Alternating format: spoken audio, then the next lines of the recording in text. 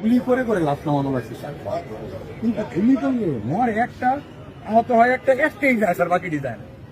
এটা হলো স্যার সবচেয়ে বড় আতঙ্কের এবং দুশ্চিন্তার বিষয়।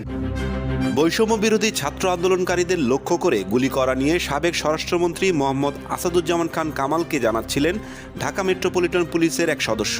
এমন একটি ভিডিও সামাজিক যোগাযোগ মাধ্যমে ছড়িয়ে পড়ে। 43 সেকেন্ডের ভিডিও ক্লিপটিতে দেখা গেছে সাবেক স্বরাষ্ট্রমন্ত্রী আসাদুজ্জামান খানকে ঘিরে দাঁড়িয়ে আছেন কয়েকজন পুলিশ কর্মকর্তা। তাদের সামনে এক পুলিশ সদস্য সাবেক স্বরাষ্ট্রমন্ত্রীকে মোবাইল ফোন থেকে একটি ভিডিও দেখাচ্ছেন।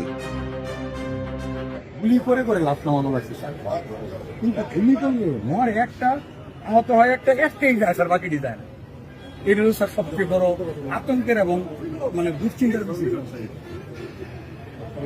নামাইছে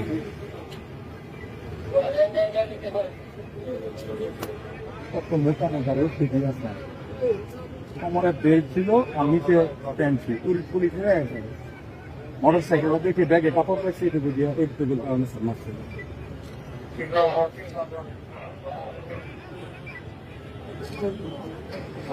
এই মুহূর্তে যখন 16 তারিখ করার সময় আছে, প্রথমে যদিও বলে যেতে সুস্থ হয়েছিল, 16 তারিখের